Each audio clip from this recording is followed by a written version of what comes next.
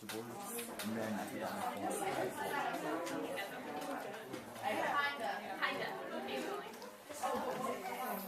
Rookie mistake. Yep.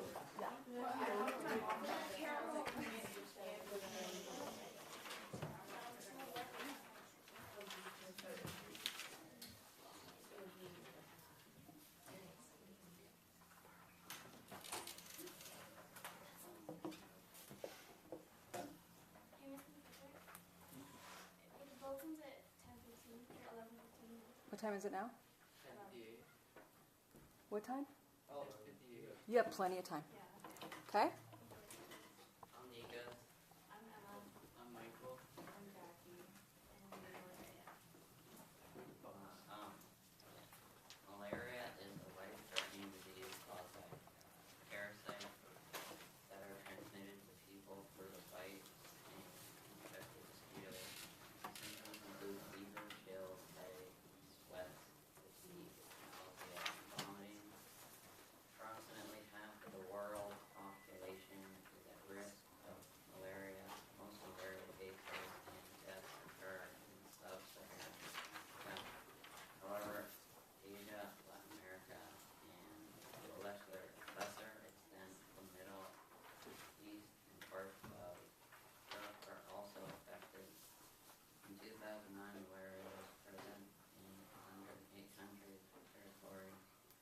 Malaria is a disease of poverty, afflicting primarily poor who tend to live in malaria-prone areas in poorly constructed dwellings that offer few, if any, barriers against mosquitoes. Okay, so I did my poster on what we can do for malaria. So, as you know, malaria is a very massive disease that it's everywhere pretty much. But it's specifically in sub-Saharan Africa.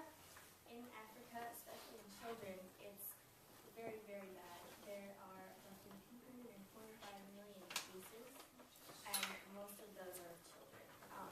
In Africa, a child dies every 30 seconds, which is not a very positive rate. It's not good to hear. So, on the positive side, though, there have been drugs in the past that have been really good at getting rid of parasites, but they slowly became useless. Very slowly, the parasites became resistant. Through many ways, but specifically not using them correctly, the drugs became pretty much useless. The parasites became resistant. So now there's a new drug. It's called artemisinin. It's derived from a Chinese herb called artemisia. And it's doing pretty well right now. There's only a few very, very early signs of resistance. So if we want to get rid of malaria, we have to do what we can fast. That's the really big thing. We have to do this as fast as we possibly can so that artemisinin stays put. So malaria can kill a child within 24 hours, but artemisinin can take up to 120 hours to actually rid the bloodstream disease. So what we really need to do to treat everybody who has it is we need to make sure that there are clinics that can test and cure malaria within walking distance of even the tiniest villages. So we need to make sure we get a lot of clinics and a lot of artemisinin to supply those clinics. So we also need manpower. We need volunteers who are willing to go out and educate and help cure, go find villages, maybe bring them cures, say, guys, this is a bad thing. We need to rid the world of this. So we need a lot of people from both the U.S. and preferably people from African villages to help volunteer and help educate people about it. There's a certain type of drug called artemisinin combination therapies, known as ACTs. And if we can get enough of those in clinics that are places strategically close to villages, then we can catch malaria quickly, very early, so that we can cure it before children and adults are no longer alive. So, yeah, we have to do this really fast. I'm doing the support plan, and when people in Africa get sick, they tend to automatically assume that they have malaria, and this is a problem for health workers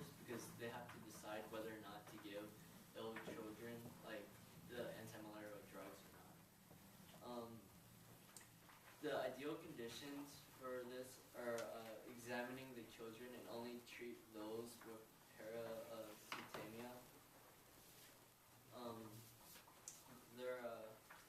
People can also buy anti-malarial drugs from street or market vendors. And at a clinic in Togo, only 20% of the children under the age of 5 with fevers were seen at the clinic, while the other 80% of the children were treated at home with anti-malarial drugs from sugar market vendors. And there are areas where the drugs are free or at least inexpensive, but people may avoid them so that they can avoid the travel and the time costs. The problems with buying anti-malarial drugs through market and street vendors is that the information they give you on how to use the drug, like when, and the drug itself might not be like completely good or accurate, and some extra drugs might be given, like for example, they might give you like antibodies when you don't need them, and that could probably harm your body. Also, aspirin was used, and it is not recommended for children to use it, and 22% of the children that use aspirin receive potentially toxic doses. My plan to solve this problem is to educate everyone and teach them that clinics are like a lot better than market vendors or street vendors, like through their drugs that are given and their information that they give. I believe that malaria checkups should happen like during normal physical checkups, so you don't have to like have a special checkup to check if you or your child has malaria. Finally, I think that, like Emma said, we need more clinics, and clinics must be placed closer to towns or villages, so that way people don't have to avoid them and go rely on market and street vendors. Okay, I'm working on prevention, and we basically discussed or like talked about how they used bed nets that were they had like this insecticide coating it, and they would use that to put over the beds when they're sleeping, since mosquitoes would come in and bite them and infect them with malaria. And including that, they also sprayed the inside of their houses with things like DDT or things that are similar to that, or not as expensive or more costly than DDT. So one solution, and then there's also anti-malarial drugs, which were used for visitors, but they're too expensive or costly for local people who want to get them to prevent malaria, or to, yeah, so that they won't get it. So pretty much, yeah.